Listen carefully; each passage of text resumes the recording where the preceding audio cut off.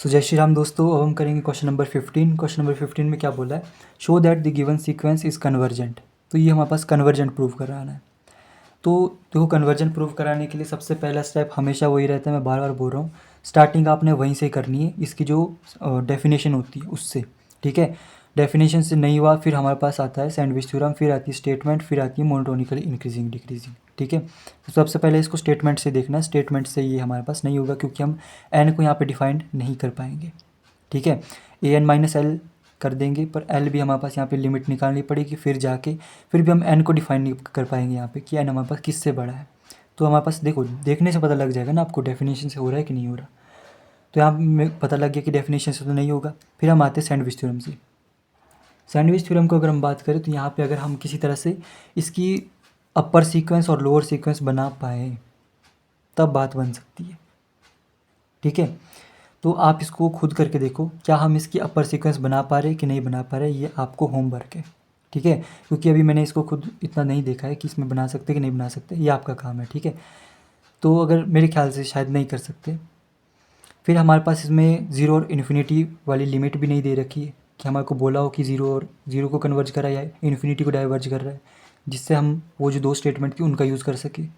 तो यहाँ पे हम सीधी सीधी बात आती है, यहाँ पे हम क्या करेंगे, मोनोटोनिकली इंक्रीजिंग सीक्वेंस को देखेंगे। मतलब इस सीक्वेंस को देखेंगे कि जब हम इसमें वैल्यू डाल रहे हैं ना, तो ये सीक्वेंस आ कैसी रही है, डिक्रीजिंग आ रही है क्या इंक्रीजिंग आ रही है, कैसी आ रही है। ठीक है, तो अगर इंक्रीजिंग होगी तो वो बाउंडेड अबव होगी तो कन्वर्जेंट हो जाएगी, अगर डिक्रीजिंग होगी तो बाउंडेड बिलो करनी, बस क्या हो जाएगी, कन्वर्जेंट हो जाएगी। ठीक है, तो इस तरह से हम एक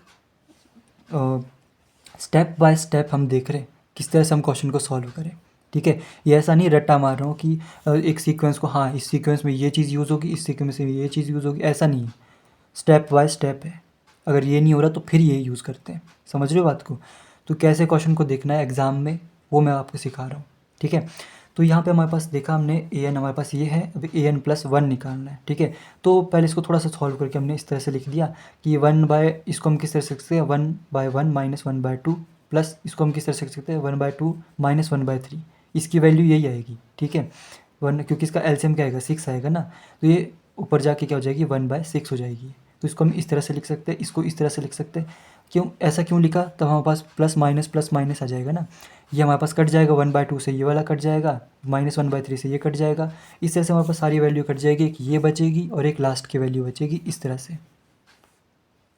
समझ में आई बात। तो अब ये वाली जो सीक्वेंस है, ठीक है, बेसिकली हम ये जो इस सीक्वेंस को हम इस तरह से लिख रहे हैं।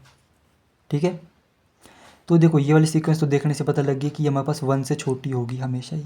ठीक है, तो एक बाउंडेड अबव तो यही हो गया प्रूफ।